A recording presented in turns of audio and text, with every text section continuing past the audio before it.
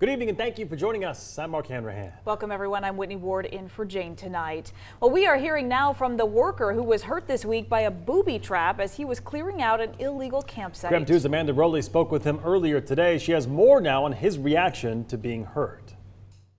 Spokane City crews came to this site just like any other site to clean up an illegal camp. But little did crews know there was a booby trap set up protecting several different marijuana plants down below. And that booby trap injured one of their employees. Tristane Payne has worked for the city of Spokane for about 6 months. In that time, he's helped clean up countless illegal camps. 75,000 pounds of trash we've been able to clean up. But this camp he and a crew went to earlier this week was unlike anything he'd seen before. He had there was a drainway that came out that was connected to a bunch of pipes, and it was like going off into watering the plants, each one of the plants. And then he had like a tent where he kept all of his hydroponic stuff, and then he had like an actual little house dug in the ground. He says they're used to looking out for needles, but booby traps strategically placed around the camp, Payne says that's a first. Wood with nails in it, and so stepped on that because I didn't see it because it was covered in like brush for the pot plants or whatever, and their alarms, and they had like little jimmy rigs all around it. It was crazy. And just walked through, stepped on it, and once I stepped on one, I went to go catch myself and fell on another one, and it was just not a good day. Payne says he wore his work boots that day, but admits they are a bit worn down. Other than a sore foot, he says he's doing okay, and he's been prescribed a few days off to allow his foot to heal. Do you think you'll find yourself back out? Oh yeah, I'm ready. I'm ready to do it again. We went to the site of the camp today and found detention work crews picking up where the city left off. We found a wood bridge crossing over a small creek leading to the camp. Police say they arrested 41-year-old Clyde Walling for illegally camping here, assault, and manufacturing a controlled substance. They say he irrigated his marijuana grow with a pipe diverting water from the nearby stream. He's a smart dude though, smart dude. It didn't take long for crews to fill 2 trailers worth of trash from the camp, if not more, to finally clean it all up. Amanda Rowley, KREM 2 News. To some national news now, long lines are forming at a number of stores across South Florida today. People waiting to get in to buy water and other essentials in case they take a hit from Hurricane Dorian. Lines at gas stations are equally as bad. I want to fill up my tank so that when it's time to go, I'll go. I thought it was going to be a little bit later this week, but here we are. Here we are. Florida's governor is already declaring a state of emergency in all 67 counties after seeing the damage that Dorian caused already in the U.S. Virgin Islands. President Trump also canceled his trip to Poland so he can focus on the response to Hurricane Dorian. He says he will reschedule that trip for sometime in the not so distant future.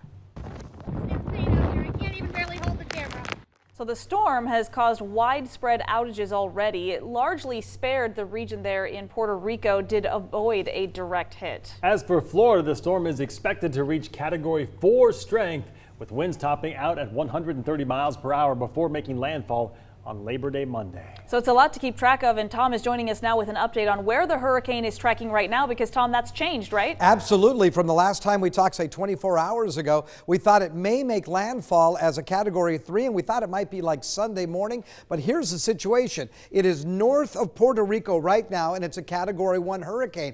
The models now have it going much, much slower, and instead of moving over any landmass, it stays over the warm ocean water. Well, warm ocean water is like the gasoline for the nuclear engine inside of these hurricanes. So it quickly becomes a Category 3 hurricane, still well off the coast of Florida. And this is at Friday at 2 in the afternoon. That's 115 mile per hour winds. Then it becomes a Category 3 hurricane by Saturday. And then by Sunday, Sunday, it's a Category 4 hurricane. So that's Sunday at 2 in the afternoon. Again, we thought it was going to make landfall maybe Sunday morning. No, it's still off the coast. So now it looks like it's going to make landfall more like Monday, maybe Monday afternoon as a Category 4, 130 mile per hour winds. So this is where, but this whole cone right here is where it really could go. The modeling is suggesting right here on the central Florida coast, but at the same time could be anywhere on the peninsula of Florida. Having said that, keep in mind if this makes landfall as a Category 4, that is a monster hurricane. This hasn't happened on the east coast of Florida since 1992. That was Hurricane Andrew, which was a devastating hurricane. So this is going to be a very tense Labor Day weekend for folks that are living in Florida. Again, looking like it will make landfall Monday afternoon, maybe around 2 o'clock. All right, Tom, thank you very much. Meantime, a woman who spent 35 years in prison for a Nevada murder she did not commit, she'll now get $3 million in a lawsuit settlement. 68-year-old Kathy Woods was released from prison in 2015. DNA found on a cigarette butt left at the crime scene exonerated her and linked the 1976 Reno murder to an Oregon inmate. Woods was the longest ever wrongfully incarcerated woman in U.S. history. She now lives with relatives in Western Washington. Well, Spokane police say a man went on a property crime spree that resulted in $14,000 worth of damage. A couple of weeks ago, police say Jesse Clemens trashed a whole bunch of stuff downtown. These are surveillance pictures from the rampage. A few of the bigger things: he is accused of dumping a large barrel of grease into an alley and a parking lot, kicking a picture frame and pulling a TV off the wall, then down some stairs in the Sherwood building. And still not done, police say he then sprayed a fire extinguisher on the walls of the Chase Bank building, then threw a bench into the windows of Francesca's. He's in jail on other charges right now, but they say he's got plenty more coming.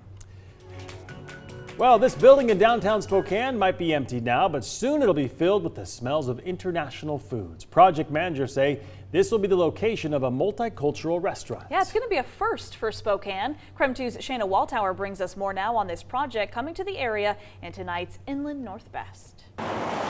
Yeah, this building right behind me used to be Sushiyama and Arctic Circle, but no more. Now it'll become Feast World Kitchen. It'll be mixing cuisine with culture right here in downtown Spokane.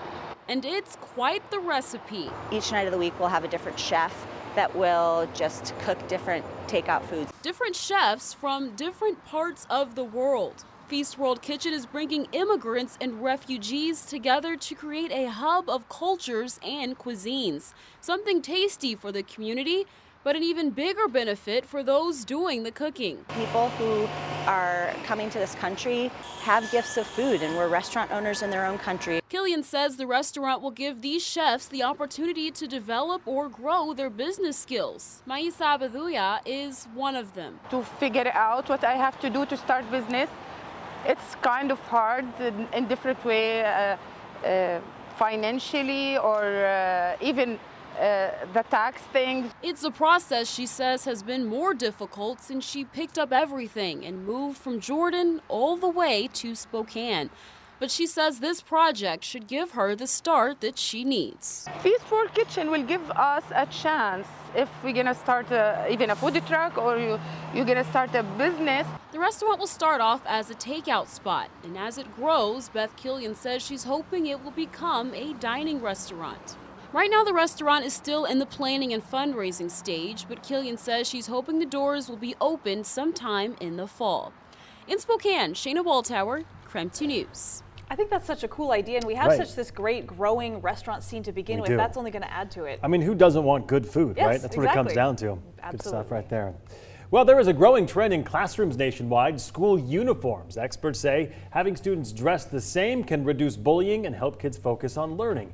We want to know what you think. Should all schools require uniforms? You can share your thoughts by clicking on the Vote Now tab on the KREM 2 mobile app. So here is what researchers know about school uniforms. More than 40% of public schools and preschools now require uniforms. So with about 1 in 4 U.S. students wearing them just last year, and that number is up about 8% over the last decade. Many parents say uniforms are also more cost effective and that they level the playing field for other students. Retailers are also taking notice. A lot more stores now selling their own brands of uniforms in colors specific for local schools. Some school counselors point to a downside of uniforms, however. They leave little room for students to show off creativity, they say. Most schools who require uniforms have a strict dress code, no jewelry, no unique sneakers, no modifications. Counselors say these rules can discourage a child's self-expression. So we asked you what you thought about this, and it looks like about 56% say yes, schools should require uniforms. That actually surprises me Yeah, a what do you bit. think? I don't know what I think. I understand about Right. leveling the playing field and bullying, and I think that's all great. But boy, a student's individuality is so important. Sure. I don't know. I don't know how I As feel a about parent, that. it's kind of appealing. It's because like you don't have to figure out what your kid's going to wear Agreed. every day. You're just Agreed. like, here you go. But yeah, I guess I don't know how I feel either. So we'll have to wait and see. We'll discuss it further. Thanks for weighing in, by the way. Definitely.